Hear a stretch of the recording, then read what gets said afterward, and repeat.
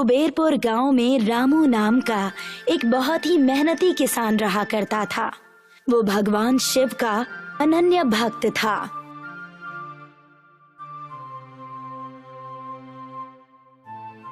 रोज सुबह वो दिन की शुरुआत उनका नाम लेकर ही करता था।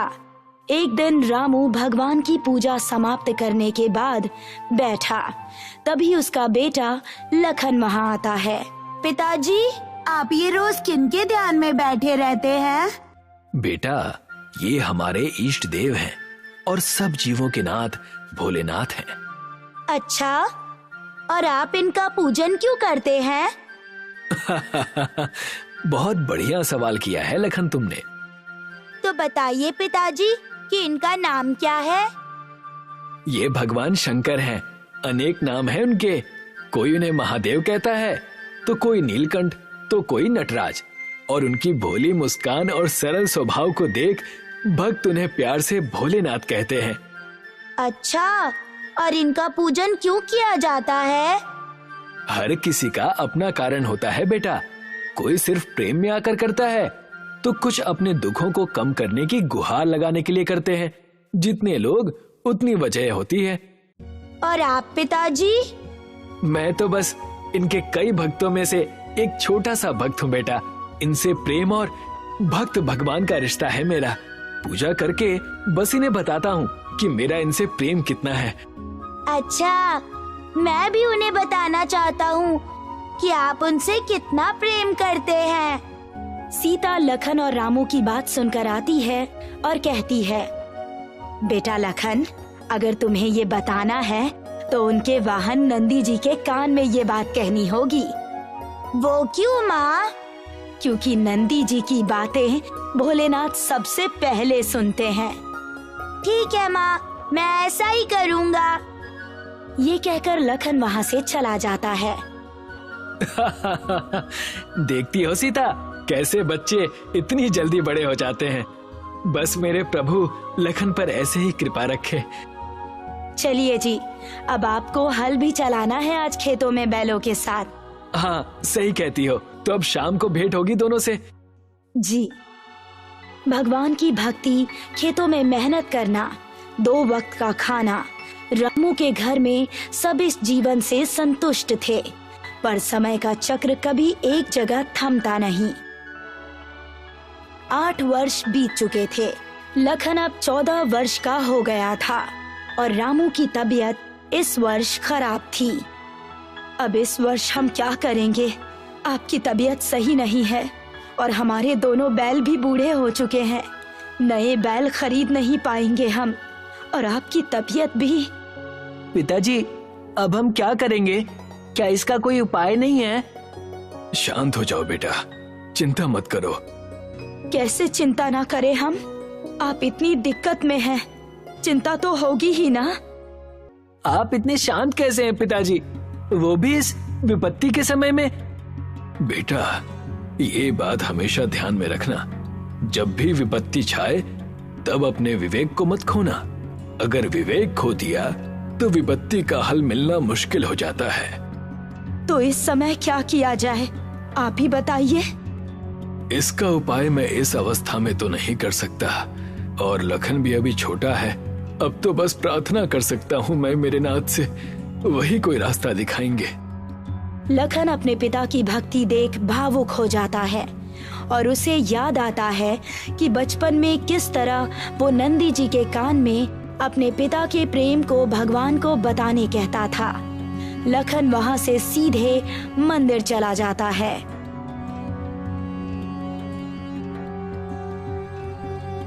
हे भगवान, मैं बचपन से अपने पिता का आपके प्रति प्रेम बताने आता था, पर आज इस कठिन परिस्थिति को संभालने का मार्ग मांगने आया हूँ। कोई रास्ता दिखाएं भगवान।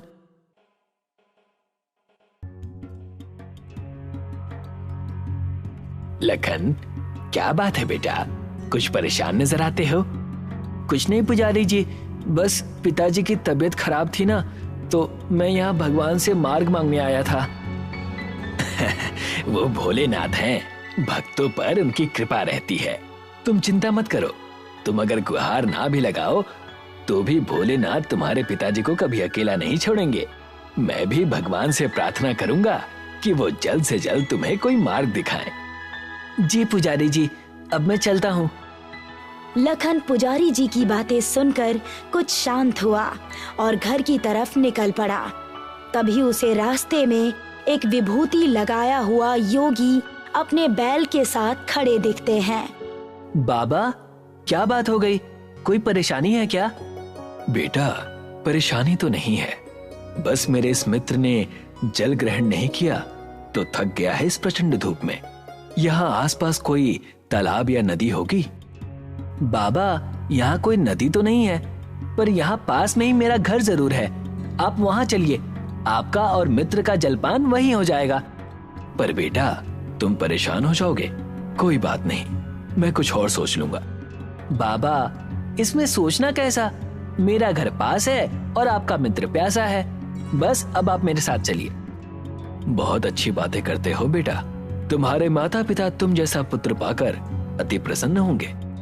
ये तो उन्होंने ही सिखाया है मुझे कि हर जीव भगवान शिव का ही अंश है और इसी वजह से हमें हर किसी की मदद करनी चाहिए। अति उत्तम। आओ चलते हैं तुम्हारे निवास पर। जी बाबा। लखन बाबा को अपने घर ले जाता है और उस बैल को बाहर पानी पिलाकर बाबा को घर के अंदर आने के लिए कहता है। रामू के बीमार होने की वजह से वो अपने कमरे में ही था। सीता बाबा के लिए पानी और मिठाई लाती है। बहुत बढ़िया मिष्ठान है बेटी। धन्यवाद बाबा। बाबा, आप यदि चाहें तो यहीं ठहर जाइए। अब आप इस समय निवास स्थान कहाँ ढूंढेंगे? मैं तो वैरागी हूँ पुत्र। ये आसमान ही मेरी छत है और धरती मेरा घर। तुम मेरी चिंता ना करो। क्या घर में बस तुम दो ही जन रहते हो? नहीं नहीं, लखन के पिता भी हैं। लखन के पिता अभी बीमार हैं। वो कमरे में ही आराम कर रहे हैं। लखन के संस्कार देखकर मुझ में उसके माता पिता से मिलने की इच्छा जाग गई, तो मैं यहाँ चला आया। आइए बाबा, मैं आपको उनसे मिलवाता हूँ।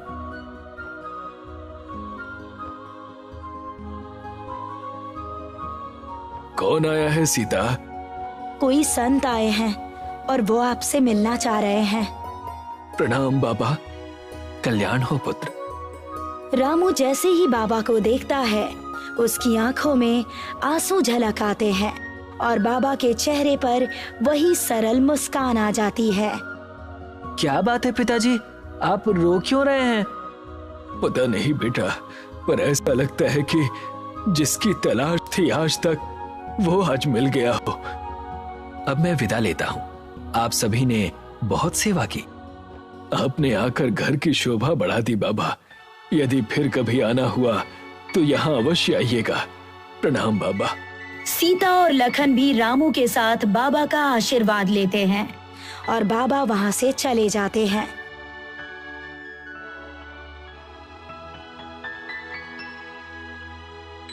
अगली सुबह लखन देखता है कि बाबा का बैल वहीं है। माँ, पिताजी। क्या हुआ बेटा? देखिए ना, बाबा अपने मित्र को यहीं भूल गए हैं। पर वो इसे साथ क्यों नहीं ले गए? बाबा इसे भूले तो नहीं होंगे। इसकी देखभाल करते हैं। एक काम करते हैं, हम इसकी देखभाल करते हैं ताकि जब कभी वो वापस आए तो उनका मित्र उन्हें अच्छी सेहत में दिखे। जैसा आप कहें पिताजी। सीता, जब से बाबा यहाँ आकर गए हैं, मेरी सेहत कुछ ठीक लगती है, पर दर्द अब तक है। खेतों का काम तो नहीं कर सकता, पर एक बार अपने 2 बैलों को ले जाकर देखता हूँ। मैं भी चलूंगा पिताजी। तो आप दोनों जाकर आइए, मैं तब तक खाना तैयार कर लेती हूँ। रामू लखन के साथ खेत में जाता है। दोनों बूढ़े बैल हल चला नहीं पा रहे थे और रामू भी थका लग रहा था। तभी वहां बाबा के साथ आया बैल आ जाता है। लखन दौड़ता हुआ रामू के पास आता है। पिताजी, क्या बात है बेटा? देखिए, बाबा का बैल भी यहाँ आ गया। आप इसे हल चलाने क्यों नहीं देते? नहीं बेटा, हम इसे हल चलाने के लिए मजबूर नहीं कर सकते। बाबा इसे हमारे पास छोड़ गए हैं, ये उनकी धरोहर है। तभी वो बैल हल छूता है। अब तो ये भी कह रहा है पिताजी, आप एक बार कोशिश तो कीजिए। जब ये नहीं करना चाहेगा तब हम हल हटा देंगे। ठीक है बेटा। रामू ने लखन के कहे अनुसार बैल पर हल लगा दिया। देखते ही देखते घंटे भर में उसने अकेले ही सारा काम कर दिया। ये देखकर रामू चकित रह गया और लखन बहुत ज्यादा खुश हो गया।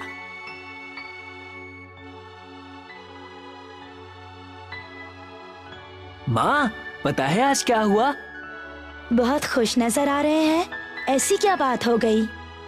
नंदी ने सारे खेतों का काम अकेले ही कर दिया, वो भी घंटे भर में। क्या? सच में? हाँ सच।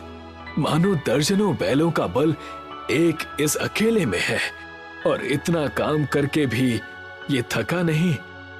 ये तो स्वयं भोलेनाथ की कृपा लगती है।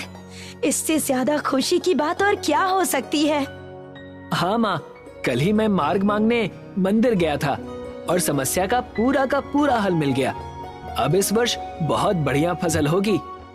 अपने हालात बदलते देख रामू और सीता की आंखों में आंसू आ गए। देखते ही देखते एक वर्ष बीत गया और इस वर्ष रामू की फसल सबसे ज्यादा और सबसे बेहतरीन थी। रामू को काफी धन प्राप्त हुआ। कुबेरपुर का एक बड़ा जमींदार कुंभ ये सूचना सुनकर रामू के घर आता है। क्या बात है कुंभ, कैसे आना हुआ? कुछ हुआ नहीं, बस सूचना मिली कि तुम्हारी फसल इस गांव में सबसे ज्यादा हुई है, तो बस वही जानने आया था कि अगर कोई तरीका जानते हो तो हमें भी बताओ, पूरा गांव आगे बढ़ेगा।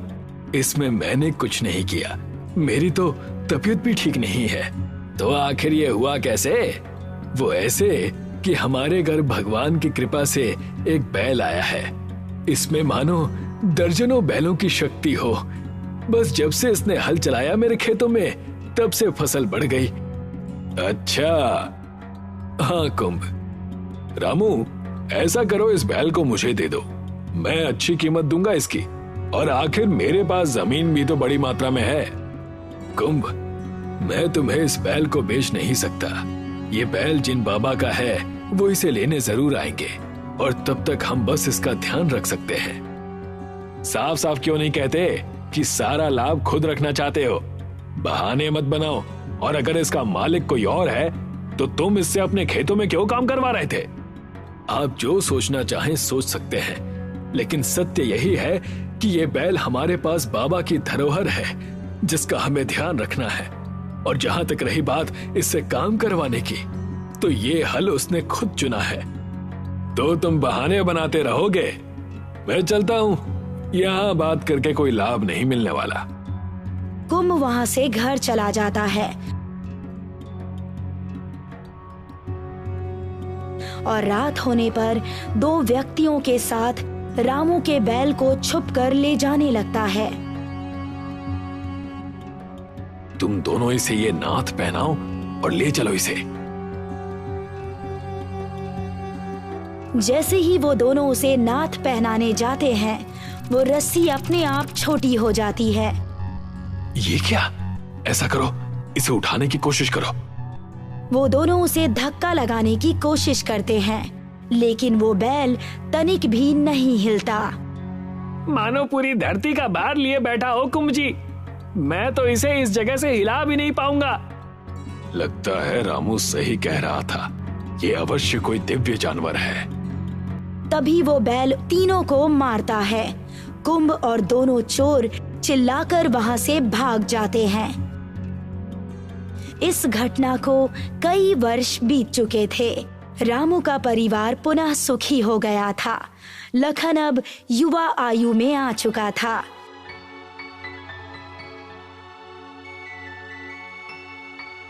एक सुबह वो बैल वहां से गायब हो गया। पिताजी, पिताजी! क्या हुआ लखन? हमारा नंदी कहीं चला गया है। मैंने सब जगह ढूंढ लिया पर कहीं नहीं मिला। अब हम उन बाबा को क्या मुंह दिखाएंगे? लगता है तुम अब तक समझे नहीं बेटा। बाबा नंदी को हमारे पास छोड़ गए थे और अब जब तुम युवा अवस्था में आ चुके हो तो तुम्हें खुद परिश्रम करना चाहिए। पर पिताजी। बेटा, भोलेनाथ अपने सभी भक्तों पर पूरी नजर रखते हैं और अगर कोई उनका भक्त ना भी हो और पीड़ा में हो तो वो कभी भेद नहीं करते। उस दिन उसके जाने का समय नहीं था तो वो बैल हमारे पास रुका और अब जब उसके विदा लेने का समय आ गया था तो वो जा चुका। रामू और लखन को अपने सिर पर एक स्पर्श महसूस हुआ, मानो ईश्वर ने उन्हें आशीर्वाद दिया हो। दोनों की आंखों में आंसू भर आए और वो दोनों हाथ जोड़कर प्रभु की जय जयकार करने लगे। योगिता के पति किशोर के मरने के बाद योगिता गांव की सफाई का काम करने लगी। वो गांव की पंचायत में सफाई कर्मचारी थी और जब से उसने सफाई कर्मचारी की नौकरी शुरू की थी तब से ही गांव वाले उससे अलग बर्ताव करने लगे। छी छी छी छी, सुबह सुबह किस मनहूस का मुंह देख लिया। अब लगता है पूरा दिन बुरा जाएगा। पंडित जी की इन बातों का असर सारे गांव वालों पर हो रहा था। अब वो लोग भी योगिता को बुरा भला कहने लगे थे। अरे छी, अब सारा दिन ही बर्बाद हो गया। तुम सुबह सुबह यहाँ क्यों आ जाती हो? भैया, मैंने आपका क्या बिगाड़ा है? मैं तो बस अपना काम कर रही हूँ। तुझे देखकर ही सारा दिन मनहूस हो जाता है और पूछ रही है क्या बिगाड़ा है। अगली बार सुबह सुबह मेरे सामने मत आना। उस आदमी ने योगिता को बहुत डांटा। योगिता को बहुत बुरा लगने लगा। योगिता के 2 बच्चे थे, भुवन और धारा। अब जब वो दूसरे बच्चों के साथ खेला करते। अरे चिंटू, तुझे कितनी बार बोला है कि इन दोनों के साथ मत खेला कर। पर माँ, ये दोनों मेरे अच्छे दोस्त हैं। अगली बार तू उनके साथ दिखा तो तेरी टांगे तोड़ दूंगी, समझा क्या? वो औरत अपने बच्चे को पीटते हुए घर ले गई। भैया, चिंटू की माँ ने ऐसा क्यों बोला? वो हमारी माँ सफाई करती है ना, इसलिए। तो क्या हुआ? लोगों को लगता है सफाई का काम बुरा है, इसलिए सारे लोग हमारी माँ को और हमें बुरा समझते हैं। पर सफाई का काम तो बहुत अच्छा है ना? हाँ, तो ये सब छोड़, अब से हम दोनों ही खेलेंगे। ठीक है भैया। धारा और भुवन दूसरे बच्चों से अलग खेलने लगे। एक दिन की बात है, गांव के सभी बच्चे बातें कर रहे थे। कल महाशिवरात्रि है। कल मंदिर में उत्सव होगा और प्रसाद में आलू पूरी, जलेबी, गुलाब जामुन और ढेर सारी मिठाइयाँ भी बनेंगी। इनकी बातें धारा और भुवन ने सुन ली। भैया, कल मंदिर में महाशिवरात्रि के उत्सव में हम भी जाएंगे ना? हाँ, जाएंगे ना, और ढेर सारे पकवान भी खाएंगे। चल के माँ को बताते हैं। हाँ। धारा और भुवन दौड़ते हुए घर आए। माँ, कल मंदिर में महाशिवरात्रि का उत्सव है और ढेर सारा प्रसाद भी बनने वाला है। अच्छा, तो तुम्हें मंदिर प्रसाद खाने जाना है?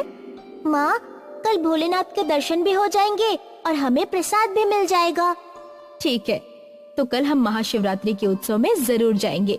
बच्चे प्रसाद का सोच के बहुत खुश थे।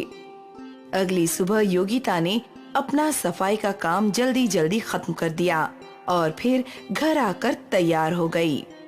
माँ, जल्दी चलो ना। हाँ माँ। आई बेटा, भोलेनाथ के लिए थोड़ा जल तो ले लूं। माँ, सब लोग तो आज दूध ले जा रहे हैं, हम सिर्फ जल क्यों ले जा रहे हैं? वो इसलिए कि भोलेनाथ बहुत ही भोले हैं। वो भक्त की भक्ति देखते हैं, ना कि उसका चढ़ावा। भोलेनाथ के पास सब कुछ है, उन्हें दूध का लालच नहीं है बेटा। अब समझी। चलिए।